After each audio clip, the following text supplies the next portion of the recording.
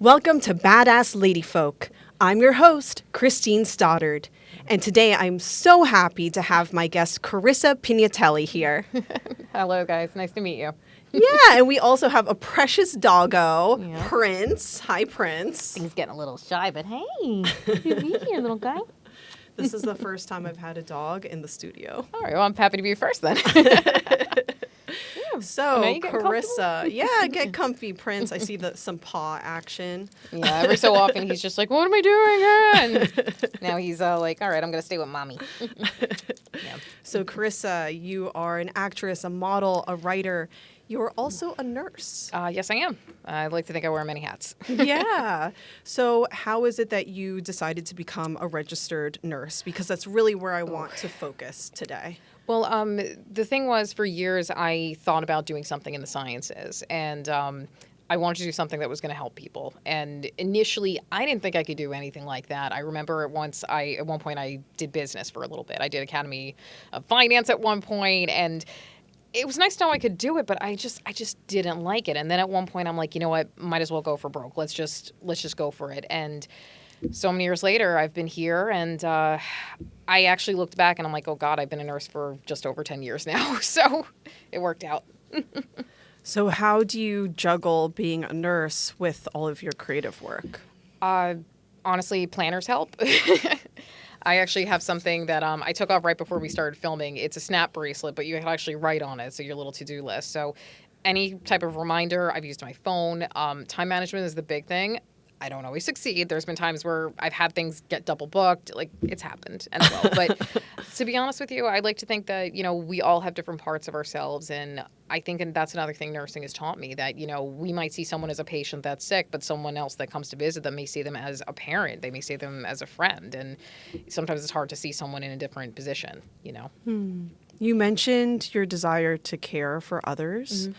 So where do you think that desire came from? That's a good question, because I'm not totally sure. I can't ever remember a time in my life where I was like, I didn't care about somebody. Even when ironically, this is going to sound so terrible. I remember when I was bullied, my father told me that if somebody tries to razz you in any way, he was very old school. He was like, you punch them back. And I was like, well, what happens? My worry was I cared what happened to them. And my dad had to explain to me, he's like, honey, these people don't care about you. He had to kind of put that into perspective for me. So I'm really not sure where it came from, to be honest, but I think I was always kind of this way. So maybe that's why I always had it in the back of my head before I actually went for it, Yeah. What was nursing school like for you? Very tough. I went to the College of Staten Island, and anyone who has been there knows that you start out with a large class, and then by the time graduation happens, the class has dwindled considerably. And I know why they do that. They want to make sure all their graduates pass the nursing exam. But I've also realized in more recent times, I think they also want to weed out the people that think oh, I'm going to have a certain job, I'm going to get paid. Because, look, we do have job security as given with what happened with the pandemic, but also, you work very hard for that, and you are dealing with people's lives. So I think a lot of times, because I've seen it a few times where I've seen some people that clearly just wanted to go into healthcare for money. And you could tell, especially with their bedside manner. And look, I think of it this way. Somebody's already scared being in the hospital, whether it's for themselves or for their family. You don't want to make it worse. You have to have at least a shred of empathy to know hey, what I say matters and what I do matters. Quite literally, if I mess up, if I make a mistake, it's going to affect somebody else, How would you describe a good bedside manner? Definitely patience. Patient for the patient. Yeah. But no, I can't tell you how many times where initially I had a patient that was very frustrated with their situation. Sometimes they would be a little testy, and I get it. They don't have a lot of control of their situation, so very often you get the brunt of it at first. But sometimes I just take it in stride. I just don't even take it personal. And then after a while, sometimes they do open up a bit, and a lot of times you do have to listen and say, let them say what they got to say, So definitely listening, definitely patience is one of them. And on occasion, a sense of humor, because there's been times if I know that I can, I'll crack a joke with a patient and just make them laugh for a little bit. And I like doing that too. How would you say, sorry to mention the pandemic, but you brought it up okay. and you are a nurse and I've got to. It was an interesting time in my life, believe me. Yeah, believe me. Yeah, so how has your life changed in the past 3 years? Whew, okay. I'm letting you know right now, this is probably going to get heavy pretty quick. Okay, So, great. yeah. That's why we have a precious puppy in the studio. Yeah, so I'm probably going to end up cuddling him in a minute. But it changed in a lot of ways. I think I had more friends prior to the pandemic. I also was in a serious relationship prior to the pandemic. And, I think those were the big two things because unfortunately there was a lot of people that I realized their true colors during the pandemic. Now, not to bring up politics so much, like I used to joke that I wasn't a super political person, or I think looking back, what I probably should have said was I don't like to offend or divide people. I would rather bring people together. That's always been my motive.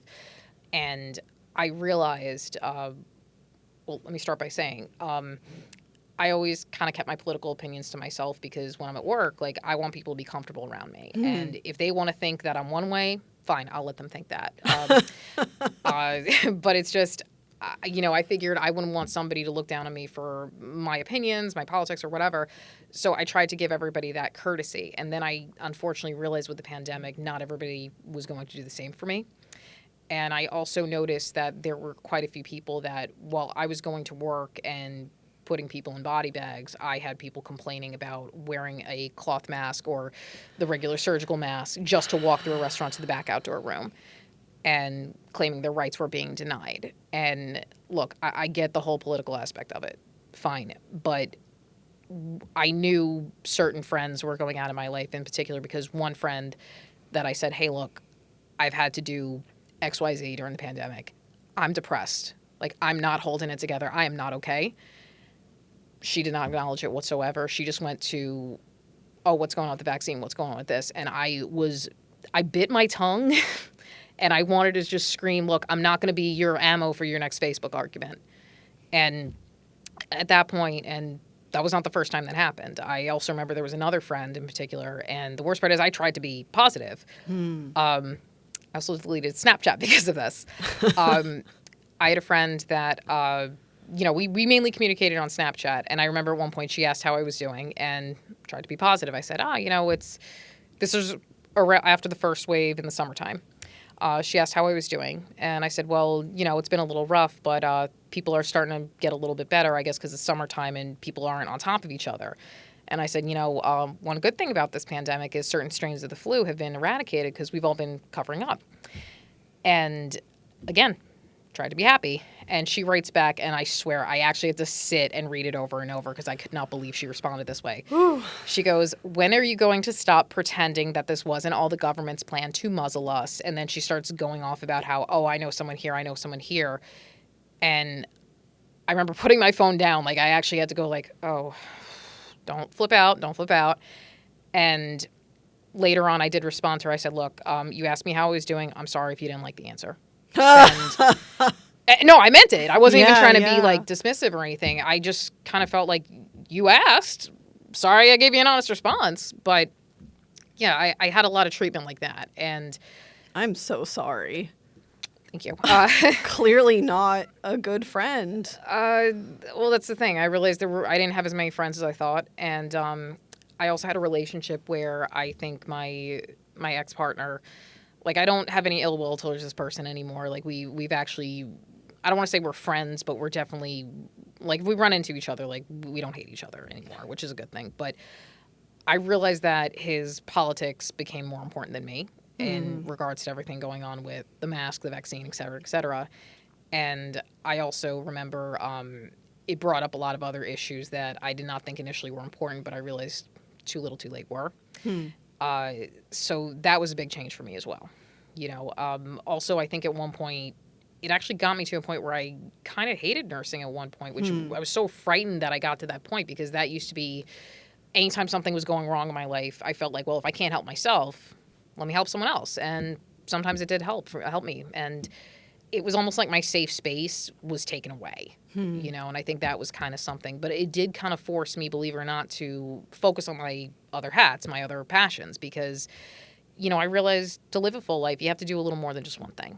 Yeah, for sure. So it was some hard lessons. I think that was the biggest change for me. you know? What were some of the ways that people in your life did show you compassion and empathy for your career and the fact that you were probably exhausted all the time? Thankfully that was another good thing. I did meet some new friends that I'm still very close with now. I may not have as many friends, but quality over quantity. You get the idea here. I can't tell you how many times where I had my good friend Maria. She's also a nurse. She very often would sit and talk with me on the phone because she lives a little further away from me now. But sometimes just sitting and listening. You don't really have to do much. Occasionally, you want to treat me to a cup of coffee, a cup of tea, like, or something. That's all I need. I'm a cheap date, So it's just like the little things. They may seem little, but they're really not. When someone's really depressed and they don't feel like getting out of bed, they don't feel like doing anything. If you say, "Hey, I'll come to you," or "Hey, maybe later let's go somewhere. I'll take you. If we want to leave later, you leave." That's really all you need, And it's, again, may seem very simple, but it made the biggest impact to me, Yeah, I've seen all these stories about people leaving healthcare, whether they were doctors, nurses, PAs, something else. Yeah. Was that something that you seriously entertained at any point? Oh, yeah. Yeah. Oh, yeah.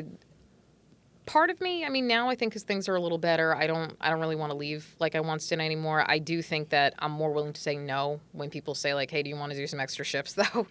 But I did seriously think about it, but it never came to that. I think because I don't want to say like, "Oh, I've never done anything else," but I really didn't know where I would go. I did consider maybe going back to school and doing some sort of teaching or doing, believe it or not, I considered doing I forgot the proper name for it, but basically you help with cosmetic surgeons and things like that. Like you would be the one that's injecting Botox and things like that. Again, it's escaping me what the proper title is, but I was considering esthetician doing... Yes, esthetician nurse, thank you. I was considering doing that at one point, which maybe I'll think about. It's very expensive to get the certification, though. But I was considering stuff like that, like maybe there are other avenues of nursing that I could do. Now, thankfully, there is, so I still kind of teeter with that now. I don't work as often as I normally do in the hospital. I pulled back some of my hours a bit. I have been doing infusion nursing, so I'm still getting to take care of people, and I'm still getting to help people. But that's also something I do want to bring up. I think what a lot of healthcare workers do is that they think their identity is being a nurse, being a doctor, being EMT, whatever. But I personally think that our identity is helping people. And I think we'll find ways to do that whether we stay in healthcare or not, Ooh. Did you find enough time to sit and reflect and write some of your poetry or pursue your creative endeavors when it was really like that first year or so? Or was it more like go, go, go, sleep when I can? You know what?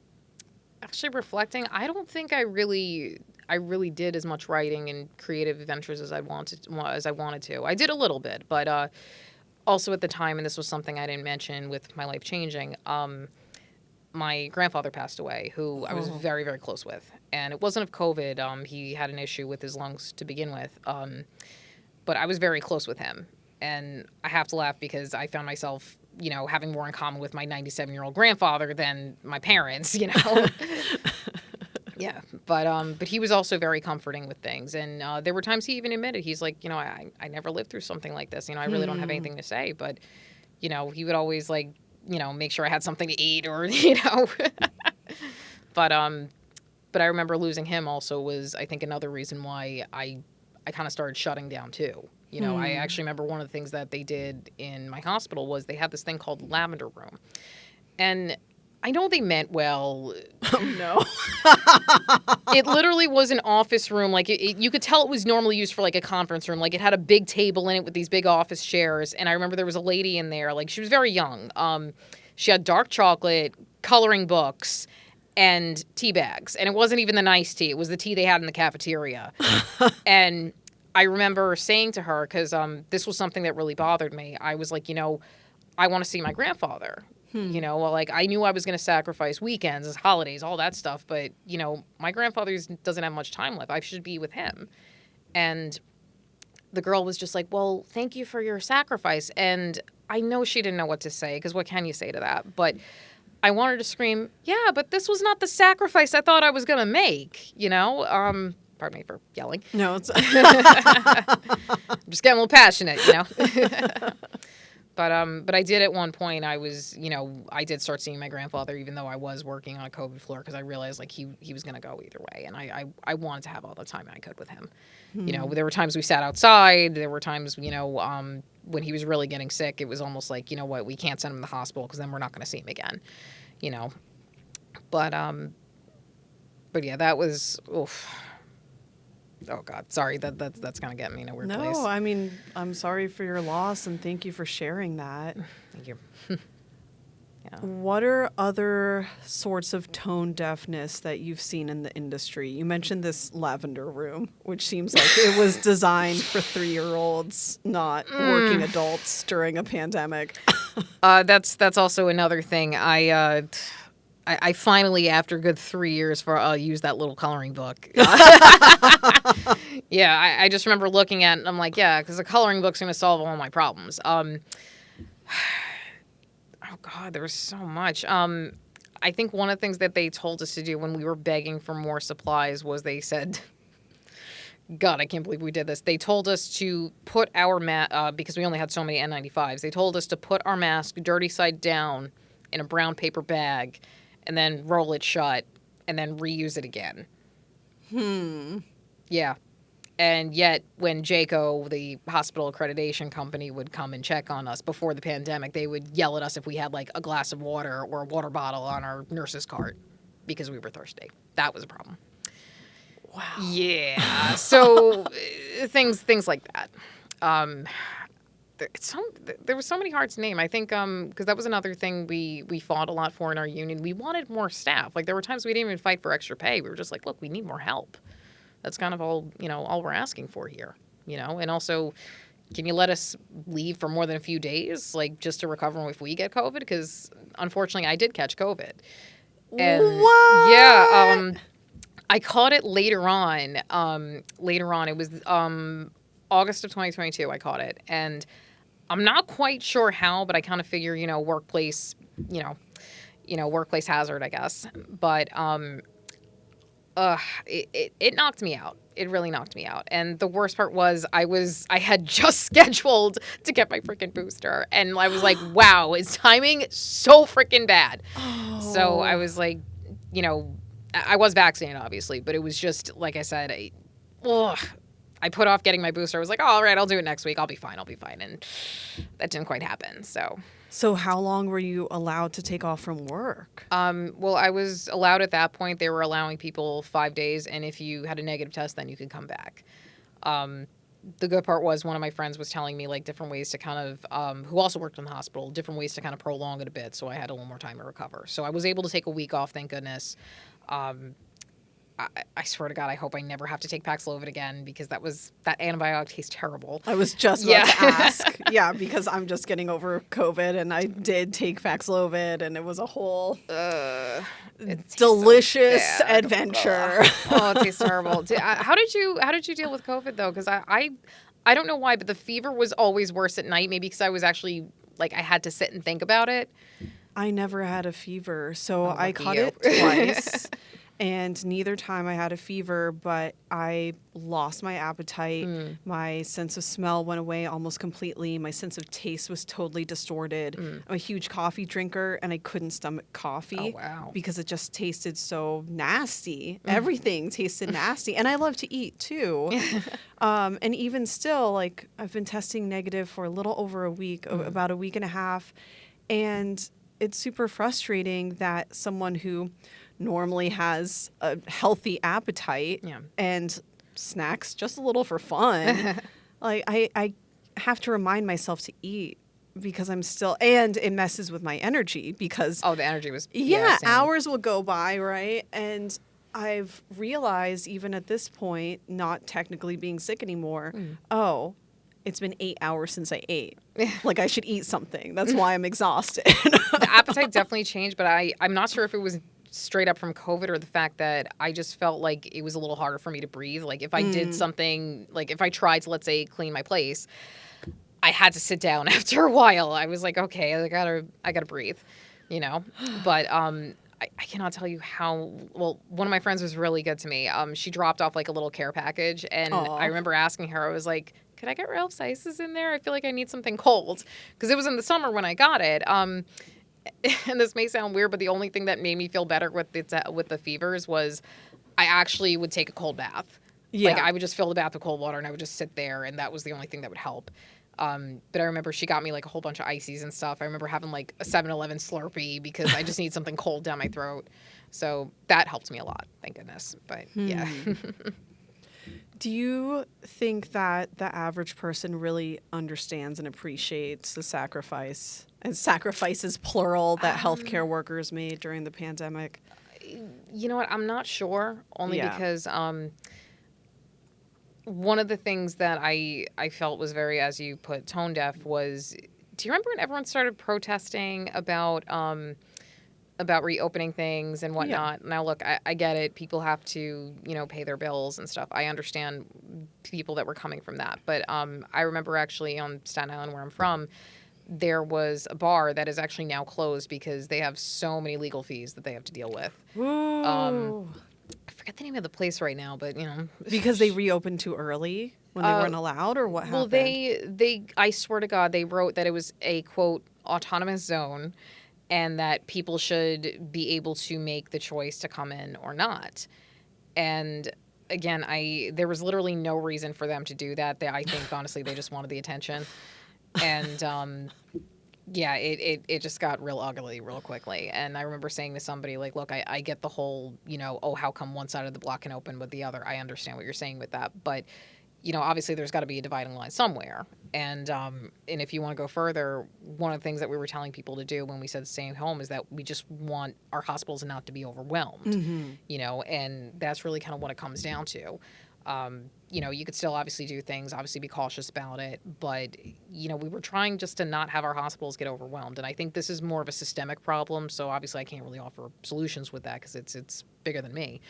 But I just remember yelling at one time to myself because there was nobody to listen to me at that point. I just wanted to scream, I wish I had your problem, where I was upset that I couldn't go out to my favorite bar. I have to go to work tomorrow morning, thanks, So I think it's stuff like that I think people don't get, where we see a lot of horrible things. I remember actually, I actually saw this one gentleman who lost both his legs in a car accident. He was 23.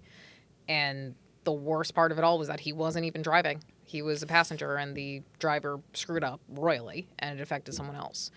And I do think that also, things like that also affected me. It showed me that, sometimes bad things can happen, and it's not even the person's fault that gets affected by it. And I think that's also another thing the common folk, maybe not common folk is a bad name, but the folks that are not in healthcare don't quite get. Everybody was like, oh, well, it should be my choice. Well, yeah, but your choice affects someone else, so you do have to keep that in mind. So. What are some other sources of inequity that you see in the field? I hear a lot about gender differences, nurses getting put down because it is a career that's heavily female. Yeah.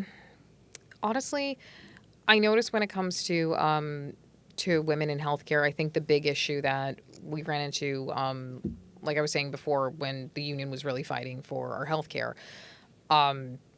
nursing in the beginning was not the respected career it is now. It used to be just something, Florence Nightingale's time. It was something that women that were in prison got later on to get put out back in society again. When Florence Nightingale actually first started becoming a nurse, her family didn't want her to. No, I swear. Like, no, I swear. I wish I was making this up. Yeah. And the only reason why nursing kind of became more of a science was because Florence came from a pretty prominent rich family. She had a statistics degree, and she was able to prove, hey, when you wash your hands, people don't die as much.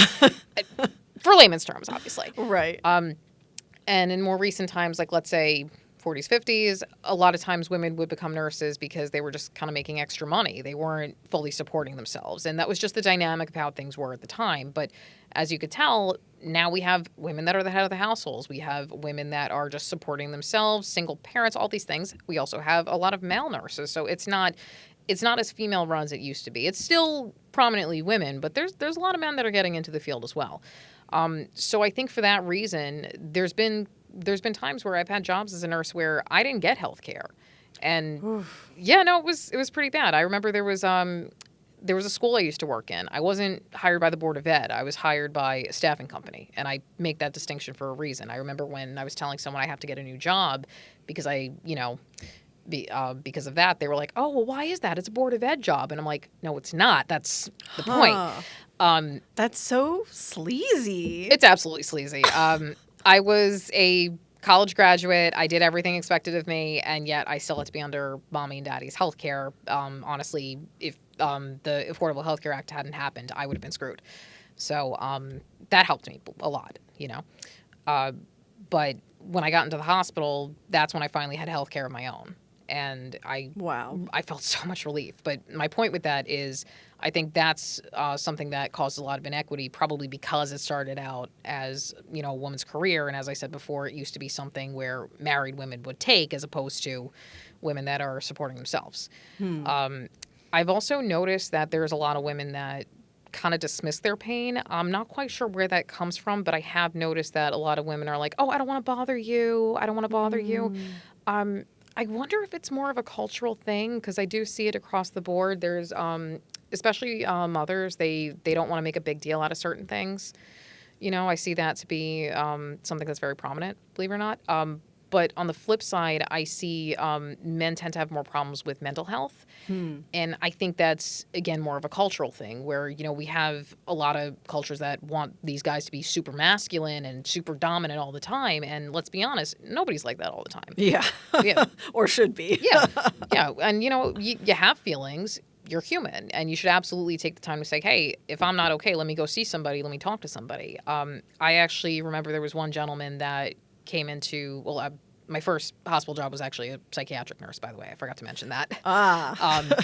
So I remember one of the gentlemen that I took care of, he came in for depression, and it turns out it really started to spiral out of control when he lost his job. And I remember him crying to me because he was like, I can't support my family, I can't support myself. And I realized how much he tied his worth to being a provider. Yeah. So, and also I noticed a lot more men actually would attempt suicide, which I didn't quite see that coming until I started working in mental health.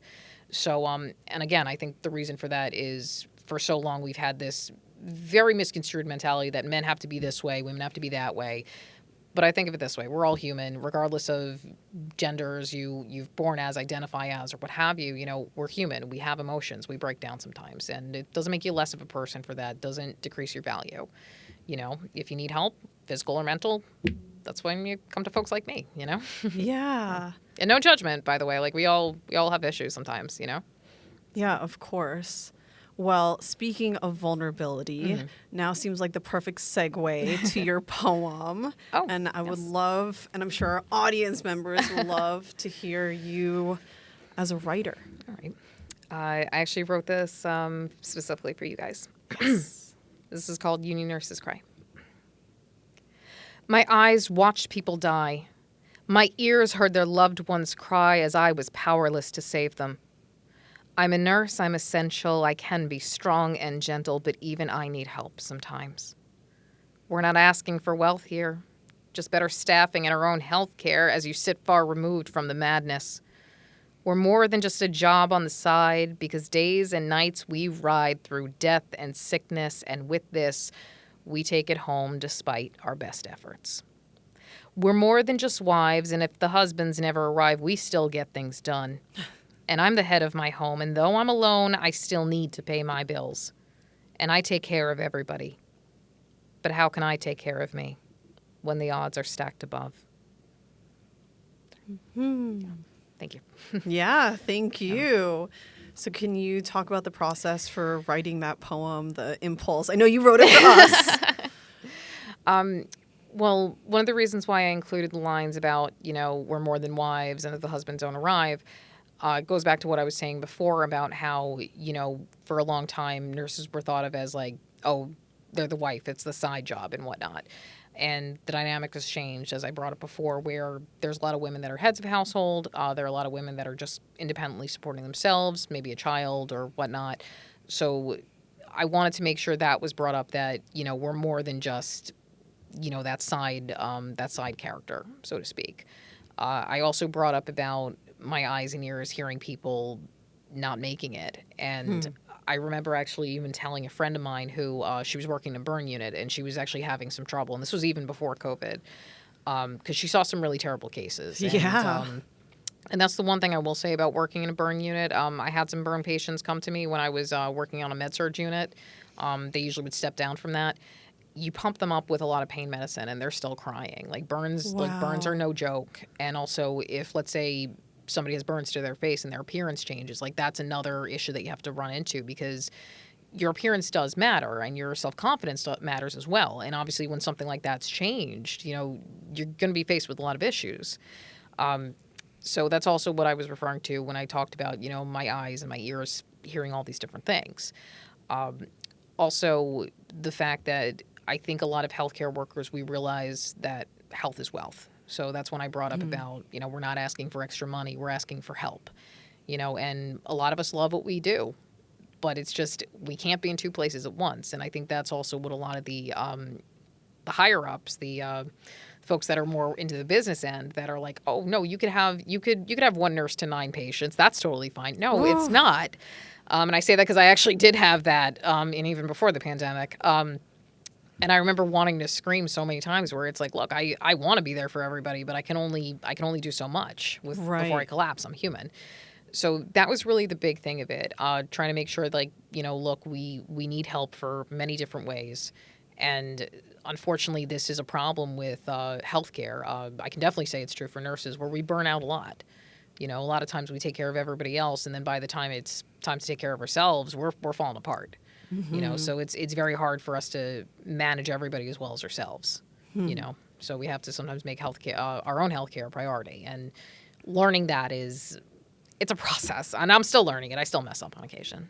Yeah. How would you describe the relationship you and your fellow nurses have with doctors? How can that go? Honestly, I've had some doctors where we're very cool with them. Like I could reach out to them and say, hey, this person's doing this again. Can you help me out here? And then I have some that just, they think who they are.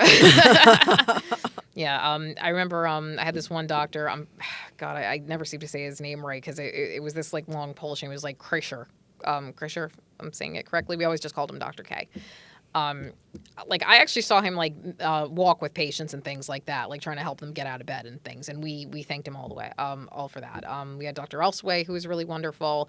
But then we had like a few doctors that I don't know if they were there because they liked the patients or they just had to do their rotation, but a little kindness does go a long way. There were times I actually, because my current floor, one things I don't quite like about it is, for a while we have residents that were just recently out of school that are learning, and then we have like one main doctor.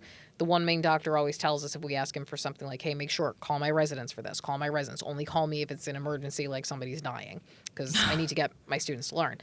I remember actually they recently started making us use these. I am so sorry. It's okay. Prince just got excited. It's okay. Are you being a good watchdog? I'm so sorry. So let me get back to... No, it's okay. Come here. That's what we get for having a dog in the studio, but he's also a joy. So cute. How long have you had Prince? I've had him actually since May, and he's a rescue, and I love this little guy. Honestly, I know obviously this is not totally medically accurate, but I joke that he's also my antidepressant, because he's made me a hell of a lot happier since I've gotten him. Yeah. Did you find yourself needing a dog after all of this? Actually, yeah, kind of. Because it was just, I'll be honest, I wanted a pup for a while, and my last dog had passed away, and I was like, you know what, I think I'm ready to try again. Yeah. And I have to say, one thing is that if you're feeling like you're not motivated to get up and stuff like that, at least for me, and maybe this comes from the fact that I am a nurse, I know that, hey, if I don't get up, this little guy doesn't eat. This little guy doesn't, get to go outside. So he's inadvertently made me get some healthier habits. And also it kind of helps that, sometimes when, he'll jump on my bed just to like cuddle with me and whatnot. So, Aw. yeah, even when I wasn't feeling so good, I remember like he curled right up to me. So I joked he was my personal heating pad and all that. So Okay. he's a sweetie. Before he got all excited, you were talking about some doctors and lack of bedside manner. Yeah. But yeah, some of the residents, I remember they implemented this thing called the zebra phone at my job, where basically it's an in-network Zebra? phone. Like Yes. the animal? Yep. Okay. I don't know why they have that. That's just what they call it. So with that being said, it's an in-network phone where you can text the doctors, other nurses, and things like that. And I remember there was a few times I said, "Hi, excuse me, are you the resident for this patient? Are you following this patient?" Because sometimes the residents will swap from different ones. And I said, "Hey, the computer is showing this," and sometimes it hasn't always been accurate, especially if it's new and people change shifts. and I said, "Hey, are you this patient's resident? Because this is what's happening right now. Can you get them this?" And I remember I got met with so much attitude. They were just like, "No, I'm not that patient." I'm like, "I'm asking. Why are you like, okay, fine. All right. I'm not even going to fight about it. It's like not worth it. Not worth my breath." So, yeah. So again, we've got some doctors that were really wonderful. I love working with them. And then there are some where I'm like, "Oh, great." So I guess it's kind of like anything else, Yeah. Are there things that you wish more doctors knew about your job as a nurse? Well, I think they definitely need to know, like, we're watching them very closely. We try to get to know them as people as well. And there are times when, we're on top of you to get certain orders done. It's because maybe my patient's crying in a lot of pain. My patient's worried. I also remember telling this one doctor that I was actually had to make a phone call with. I was like, "Look, the patient's family is right behind me. They need to see you. They're not letting me let this go." Like, very often I don't want to say we get harassed, but very often people are very insistent that they want to talk to somebody. They want answers. And if I can't give it to them, sometimes I'm the one that ends up dealing with it, So when we call you like that, it's not because we want to annoy you. It's because, we need a little help and we don't know what else to do. I remember even telling one doctor, I was like, "Look, I know you're going to tell these patients' family the exact same thing that I said, but they want to hear it from you. So I'm just letting you know, when you get a chance, come say hi. Tell them the same thing I said." Yeah, yeah. And why do you think the loved ones want to hear it from the doctor? I think it's because, again, there's that archaic belief where it's like the doctor knows and does everything. And and look, no, I have a lot of respect for doctors. I don't want anybody to think like nurses hate doctors. That is not the case. Yeah. But we're there. We are the ones that document. We're the ones that make sure that we're keeping track of the patients. Now, the doctors, they can diagnose what we're keeping track of, and they could also, order certain tests, order certain medications and whatnot. So I might say, "Hey, this person is having trouble urinating. Should we consider a Foley? Should we do some tests? Should we do this?" And we discuss. Like, one of the things we do on my unit is we have rounds in the morning where everybody, nurses included, we're all involved in it. So whatchamacallit. So with that being said, I think, again, there's this archaic belief that the doctors do everything and that's it. And the nurses are just here to say hi, And again, not the case. So what are the ways that you wish the loved ones of patients would interact with nurses differently, or things that we shouldn't do when our loved ones are in the hospital? Number one, being mean to me is not making me help your loved one more. Mm-hmm. And no, seriously, I cannot tell you how many times where the patient themselves were very nice, but the family was a piece of work. And there were times that I just mentally could not go back into the room. I was like, I'm going to be stuck in there for a long time getting yelled at, and they're going to be asking me questions that I don't know the answers to.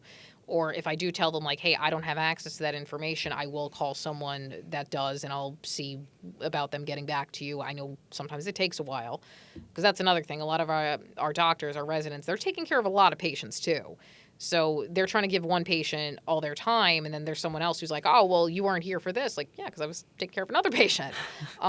So don't be mean. That's number one. Number two, we are doing our best. We want to take care of your relatives. We want to see them do as best as we possibly can. And also, we're human too. Like, I actually remember back in 2016, my uncle had passed away in the hospital that I currently work at. Oh my and God. and don't get me wrong, everybody on that unit, they took really great care of him, and it was not obviously a happy event, but they did their best to make us and make him comfortable. We got into this because we want to help. So we're doing the best we can. Sometimes, again, the odds are stacked against us, so we can't do as much as we want to, but we really do try. So just don't be mean, just be accepting, and we're really doing our best. That's all. Are there things that the loved ones of patients can actively do to make things go smoother? Couple things. If you want to buy us a coffee, we don't mind. I think also write down all your questions. And I say this because, number one, it'll be clear and concise because, let's be honest, when we're all frustrated, sometimes we forget what we want to say. Also, if you want to write a few things down, if I could print something out for you, I will. You could always ask for that. Like what? What's an example of something? Well, if you have questions about side effects of medications, if you want to go okay. over medications with me, that your loved one's taking, I could go over that with you. I can tell you this is for this is for that. I may not know every single side effect or every little thing, but I will do my best, to, even if I don't know it, to find out for you. Mm-hmm. So write down your questions. Make sure you have an idea of what you want to know. Ask for a printout or write it down. It might be a little quicker because sometimes our printers get a little backed up. So those are definitely things that you could do. And if you have anything that, let's say, your loved one takes at home, you can bring it in. We don't mind. A lot of times we have to write a form to say, oh, right, look, this person is on this. We got to get it approved by pharmacy. But you can do that. That's completely fine to do. Also, take belongings home. And I say that because I had somebody that claimed he lost $400, and we had no record that he had any of that. We had somebody else that claimed he lost a fine watch of some kind. Don't leave your jewelry here with us. Take it all home, please. Any stuff like that, take it home. You don't want to leave it here because things randomly go missing, and some of it not because anybody steals. I remember we had one person that they lost their phone, and we found out that while we, I guess, had stripped his bed and threw away all the linens into the washer, the phone was in there. Oh, bye-bye. Oh, yeah, and the worst part was we saw the phone, going down the street because there's a truck that we have to, put all the linens in. Well, we don't personally, but a lot of the transporters do. And I remember, we saw it, going over the bridge to the facility to sterilize everything, and we were like, oh, that's not good. So take all your stuff home, please. What are some of the funniest stories you have to share from nursing? Oh, God. There's a few. There's a few. But psych was always really funny. No, psych was really funny. I remember, oh, God, it's so weird when you actually have to, think back and tell it. Yeah. I remember I had one patient that was in the TV room when I was working psych, and he was listening to back when Hillary and Trump were going back and forth, and I just remember he goes, "This election, it's just two teenagers arguing!" and I'm like, all right, you're not wrong. Yeah. So I remember that was one of them. Also, I I had a patient that he went walking down the hall, and I don't think he realized his gown was wide open. Oh. And he was just like, "No, you girls are really great. Okay, I'm gonna get going." And I'm like, "Sir," and he's like, "Well, what's wrong? What's wrong?" And then I tied him up, and he goes, "Well, I was trying to be sexy," and he just just laughed it off. Yeah. Oh, and you also just reminded me, I had a patient that he had to get his part of his leg amputated because of diabetes, and I was doing his dressing, and I'm rolling it up.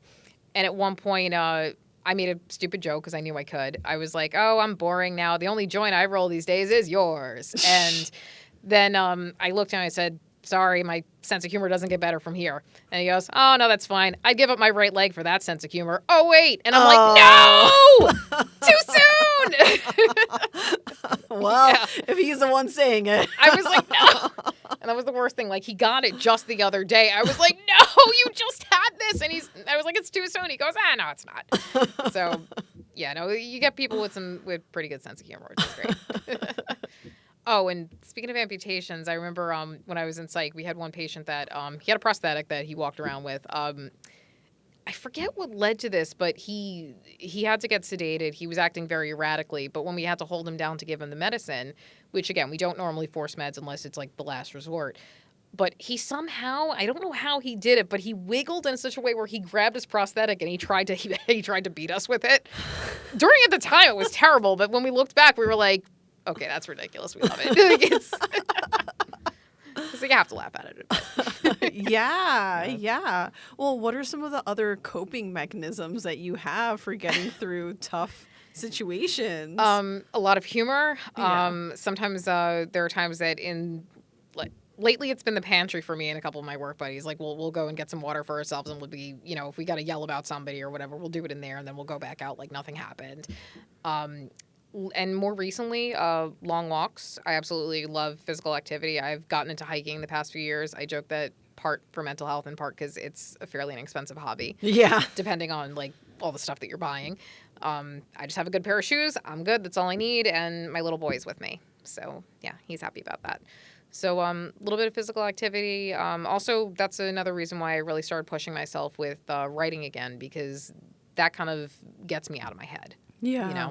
Yeah. So that's another helpful coping mechanism for me. What advice do you have to young women or even girls who might be interested in becoming nurses?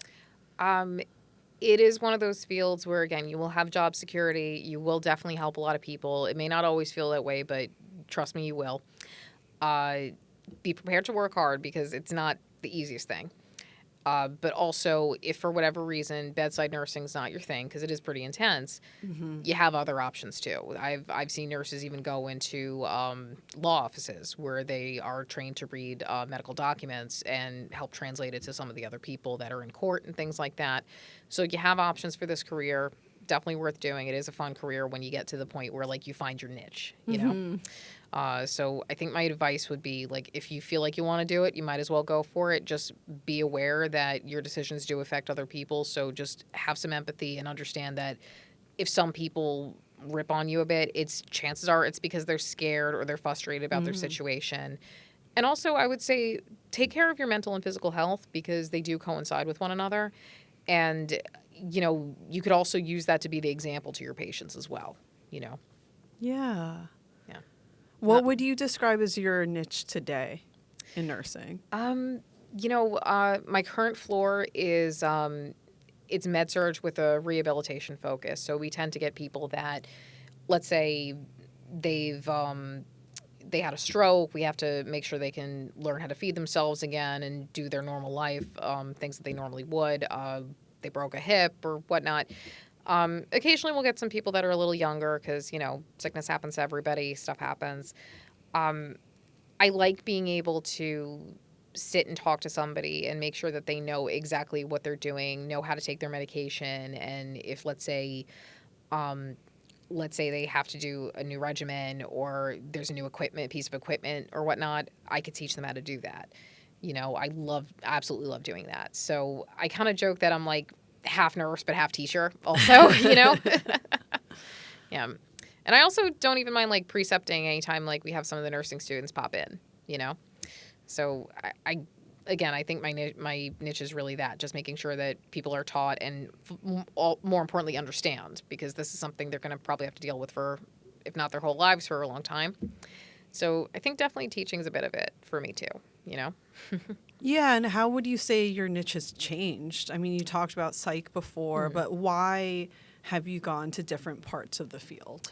Well, I really did enjoy psychiatric. The only problem I would say is that it was my first nursing job. So a lot of my clinical skills, my actual hands-on stuff was not really where I wanted to be.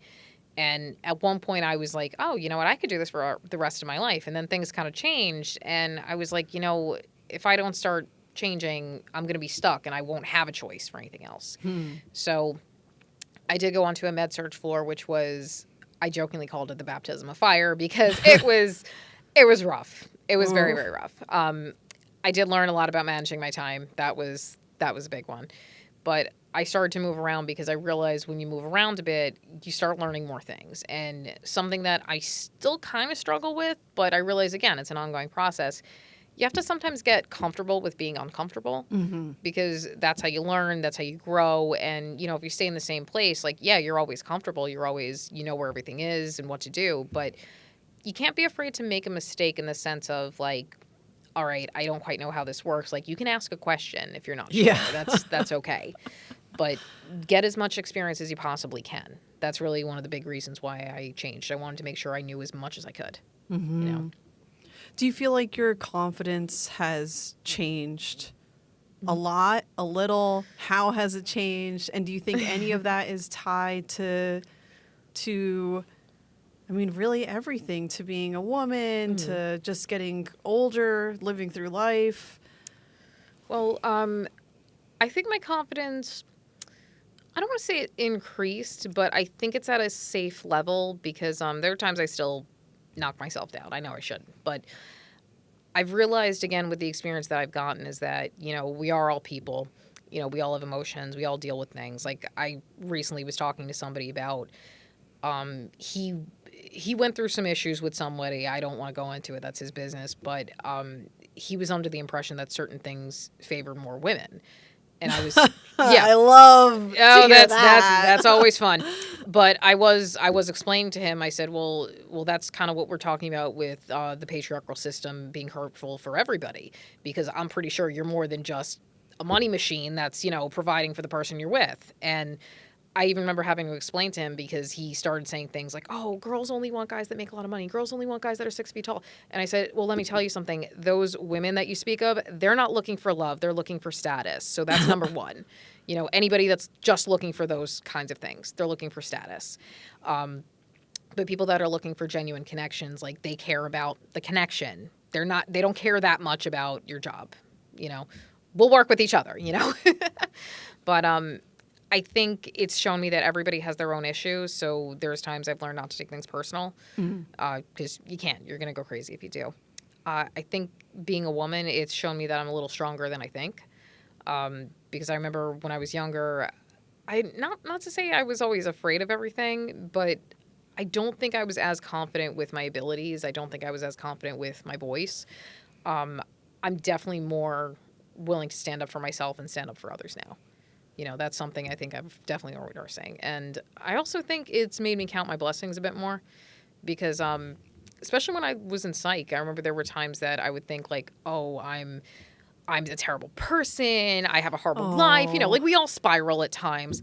But then when I was looking at some people with the problems they were going through, I'm like, no, I would take my problems over anybody's anyway. And again, not trying to be funny, but it's just like, it kind of made me say like, no, I've got a home, I have this, I have that. Like, it may not be a lot, but, I'm working with somebody who doesn't have a home to go to. I'm working with someone who's the person in their life that's supposed to be there for them actively abuse them. Like, it made me realize, like, no, I could do this. And also I had to make sure that they could do it as well, Pardon, I went on a tangent there a bit, but yeah. So what are some of your hopes for the next year, 2, 3 years, whatever this post-pandemic period is? Well, I want to do a few things for myself. I actually recently wrote down a few goals. One of them is I have actually a couple art projects I'm working on, and I want to make sure that I get them, some of my writing published. I want to get some of my art published. A friend of mine, I've been working with her. I've been learning how to paint, and it's been fun. I mean, don't get me wrong, frustrating at first, but now I'm starting to just love the process of it. And I also would want to travel again because, ironically, right as 2020 began, I'm like, wow, I'm going to go travel. Oh, no, I was not. Where were you going to go? I actually had a trip planned to Asia with my cousin. Yeah. Yeah, and I had to cancel it for other reasons, not the pandemic, but it kind of worked out that I had to. Right. But yeah, I'd like to do some traveling. I'd like to have my artwork published, and I'd like to do a little more of my passions also. And if I have possible time and money, maybe I may want to get that certification I was talking about with esthetician nursing, just because. I did like the idea of, in general, this is why I like nursing. I like being able to teach somebody something and also help them be calmer in a very fearful situation, Mm-hmm. Yeah. Do you have any events that are coming up? Events that are coming up in terms of poetry and in terms literary of work or anything. Actually on the 15th at Hub 17, which is 73 Wave Street. October 15th. Yeah. Yes. Yes, sorry, I'm old. Yeah, I just have to say it for the That's audience. okay. For whenever they watch this. Yeah. But I actually recently worked with a few people. We call ourselves the Writer's Block, and I was a part recently of a book where a bunch of people would get together monthly and we would write, whether it was poetry, short stories, whatever. And I'm going to be doing some readings there.